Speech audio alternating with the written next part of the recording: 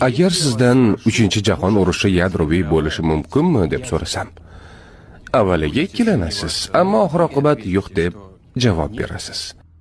Axir unda g'olib bo'lmaydi. Undan hech kim naf ham olmaydi. Siz haqsiz. Agar u tasodifan, masalan, hozir yangi yil sovg'alarini tanlayotgan paytingizda boshlanishi mumkinmi deb so'rasam-chi, ishonch bilan yo'q deb aytasiz. Dunyo kamida 18 marta halokat yoqasida bo'lgan deb aytsam-chi?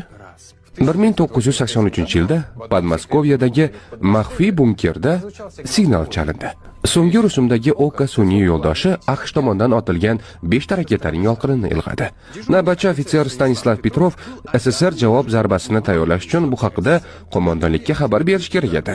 Ammo unga Amerika yuzlab emas, faqat 5 ta raket yuborgani g'alati tuyuldi.